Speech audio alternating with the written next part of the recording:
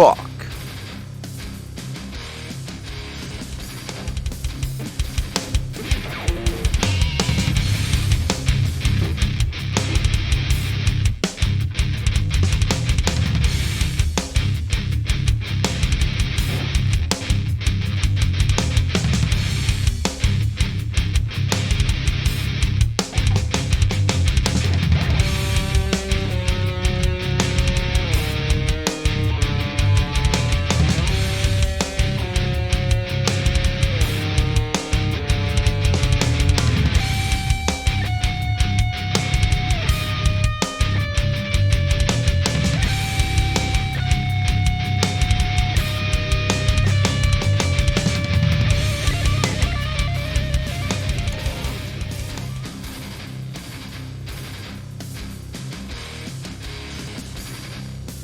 So what's going on, Raider Nation?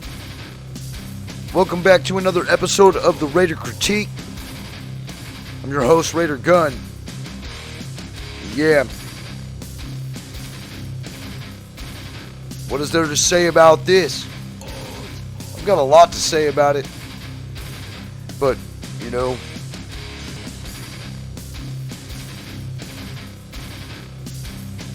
we are who we are. I really don't even know what to say about this game. I could have figured that we were actually going to step up and show up to play. But, obviously, no. We didn't. We got our asses handed to us for the second straight time by the Chiefs. Let's go ahead and go over the stats, shall we?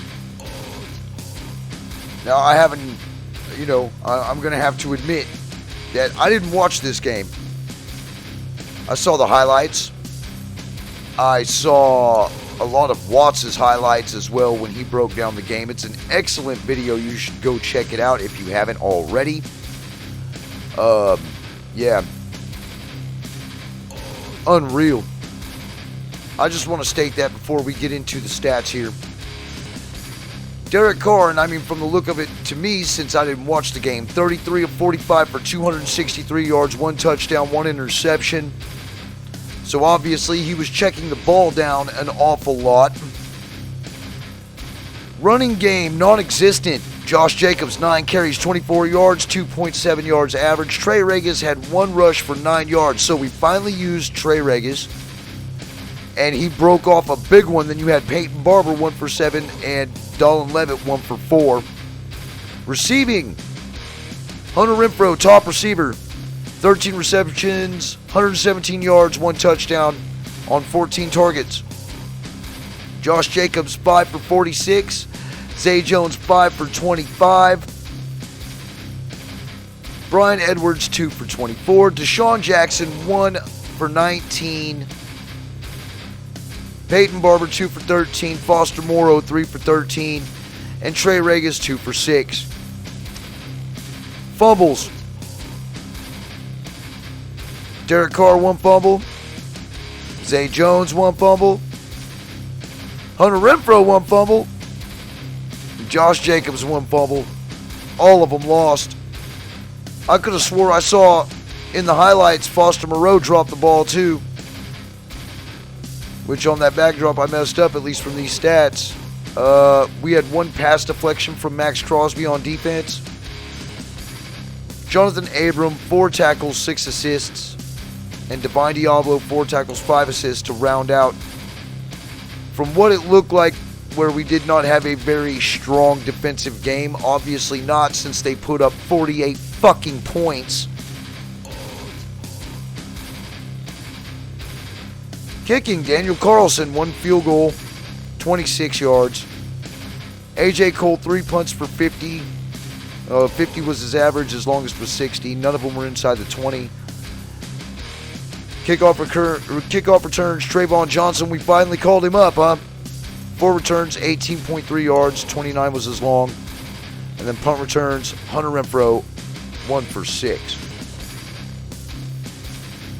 So, looking at the stats and not even watching the game, I'm actually glad I didn't watch that game, because that is a shit show.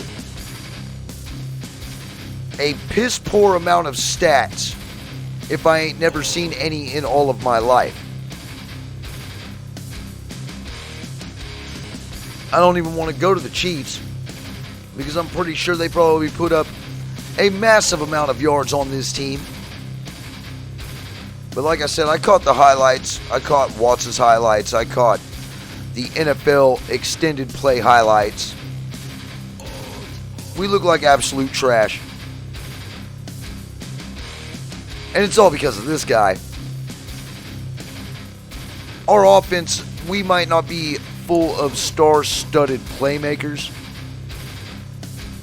but in my opinion, this guy's a major problem. This guy is a major problem for the offense, period. Derek Carr checking the ball down that many times, and I did see a few times where he actually went down the field, went further than 15, 16 yards down the field, made a reception. You know, so at least he was doing a lot more of that this game than what he was doing last game. This is embarrassing. Embarrassing. Especially when you have all of these dudes pretty much dropping the ball at will. You know what I'm saying?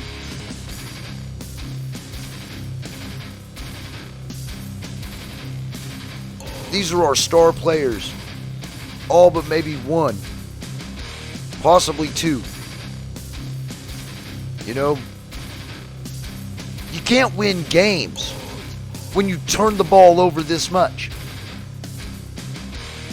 Especially, this hurts the defense too.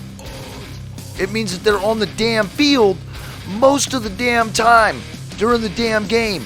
If they're not the Kansas City Chiefs, who are just basically going down the field at will, it's unacceptable to be able to have this many turnovers in a game. 4 fumbles and an interception. That is 5 fucking turnovers. 5 fucking turnovers. How do you expect to win a game with 5 fucking turnovers, Olsen? Derek Carr, Josh Jacobs, Hunter Renfrow, Zay Jones.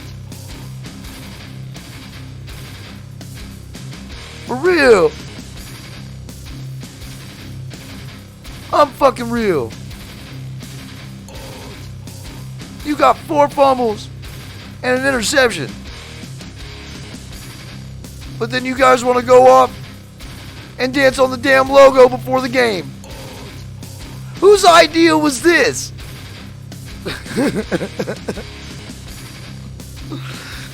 You're gonna act like a bunch of fools. Go out there and dance on the damn logo during pregame, knowing how pissed off that it made Andy Reid when we drove around the damn stadium last year.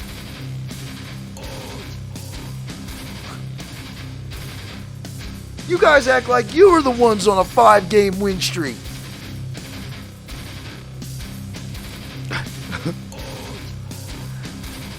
And all I can do is laugh. Because to see how Derek Carr, Josh Jacobs, Zay Jones, and even our best wide receiver in Hunter Renfrow fumble the ball so much.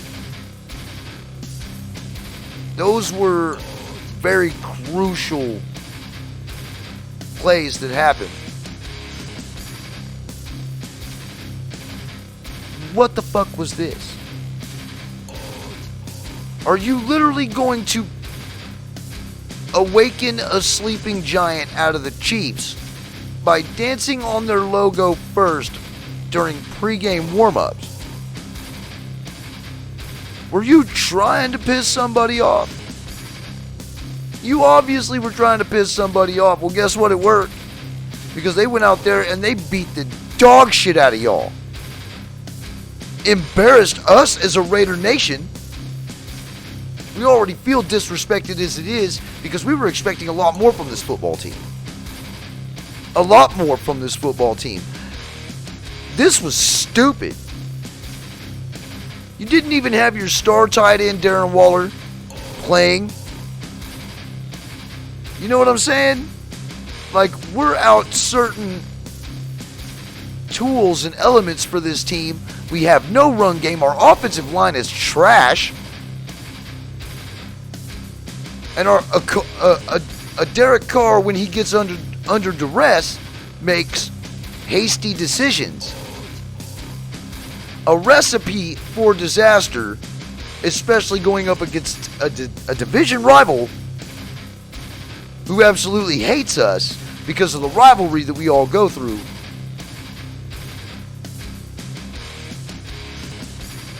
Unreal. Mistakes. Mental mistakes. Complete mental mistakes.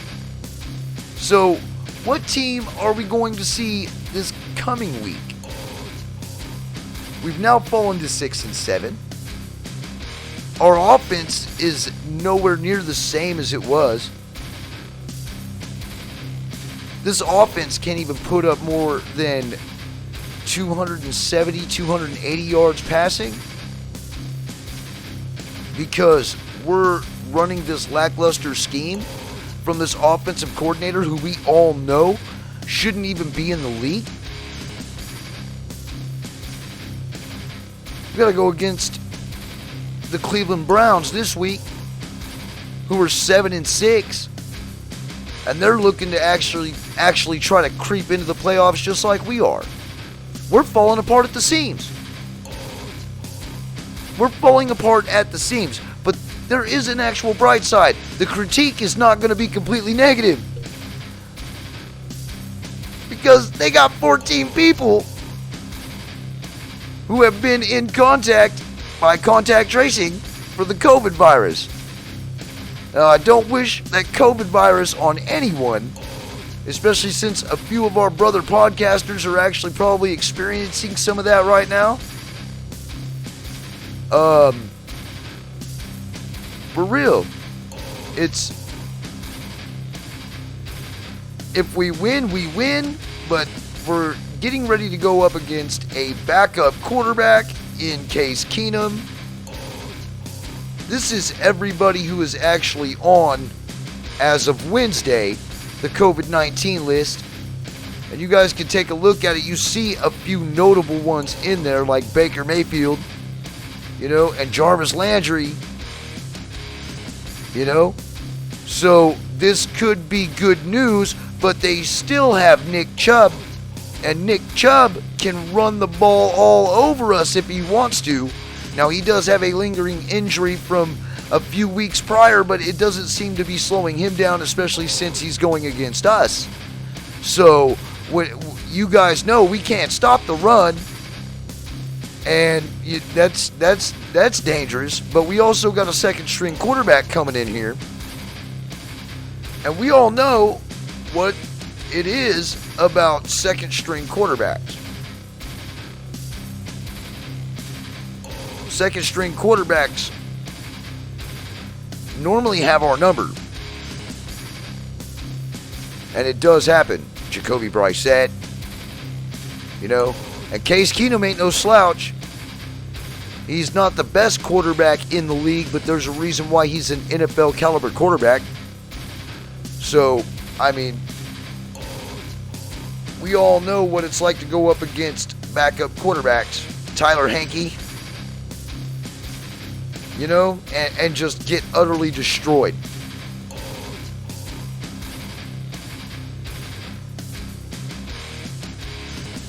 We can win this game. We can definitely win this game, but it all depends on what team shows up. I feel like checking out from this team. This team, and what I mean by just checking out until next season. Just wait for the draft. Because, dude, this has been very heartbreaking. From John Gruden to Henry Ruggs, now Damon Arnett's got a new job over in Miami. He's on their practice squad. He was signed today. That's, pretty devastating to people who we thought that were going to be there to produce. And Bisaccia, I mean, you sit there and you listen to the press conferences, that dude acts so nonchalant. Like, oh, everything's fine. In a burning down fucking house. Everything's fine. It's all good. You got Mark Davis out here taking press conferences going, hey, well, even if we can't win on the field, at least we can win off the field, because they're now going to have the Super Bowl hosted in Las Vegas, I believe, 2024. And I've been keeping up a little bit, you know, but when is everybody going to understand that you don't really get paid to lose? We're in this losing culture, and we need to get out of this losing culture. Not us as fans, we endure all of this because we stick through with them through thick and thin. Through thick and thin. Every Sunday we're sitting in front of a TV, or we're sitting there trying to catch at least bits and pieces of it while you're doing the brakes on your vehicle. That's what the hell I was doing.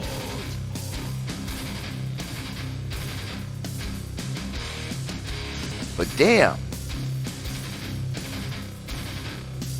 How we got whipped, and now we got to go against the Cleveland Steamers. We can win this game, but I've done checked on this team, man. I don't think this team has got what it takes. We're going against a second-string quarterback. Normally what happens when we go against a second-string quarterback is they whip our ass. They do. 9 times out of 10. Ever since that Mullins dude from San Francisco, who just came in, a third-string quarterback, and kicked the dog shit out of us, we have been repeating that same process over and over and over again, and I think I know why. And as a matter of fact, I do know why, because I do listen to Watts, man, when he talks. And I'll tell you this, man, Watts ain't too damn far off from the truth. That organization is absolute in disarray, and they are dysfunctional as fuck. All the way up from the top, all the way down to the practice squad. When it comes to coaching, management, it's dysfunctional. All these things that have happened to this team this season have made this team, literally, we thought it was going to put their resilience to the test. Well, it did all right. It beat their resilience. It damn sure did. This team is deflated. Just about as deflated as Tom Brady's footballs, y'all. That's real talk. These players have checked out. This offensive coaching has checked out. Our head coach, interim head coach, has checked out. It's rough. You're watching us lose like that. Just, dude, that's painful. Really painful. Because we should have at least made it competitive. But no, we didn't make it competitive now, did we? This team didn't make it competitive. That's for sure. But instead, they want to go out there and dance on logos and go clown around before they ever even fucking score. This team is a shit show. And a lot of us, all we've got now, because, I mean, and I'm going to say it right now, would you want to see this team in the playoffs? And get embarrassed right out of the damn building. First round. Guaranteed. Guaranteed. This team does not know how to play consistent football. Sometimes I wonder if they know how to play football at all. And it's not the players' fault. They're not being coached right, man. That whole coaching staff needs to go. Because without John Gruden, they ain't producing nothing. Without Henry Ruggs, we haven't done anything since. Hunter Renfro's been our best wide receiver. Bryan Edwards is non-existent, and we're not throwing the ball to D-Jacks. We're throwing it to the fucking running backs and we're playing, let's see who can pad their stats the most. 33 of 45, and you couldn't break 300 yards.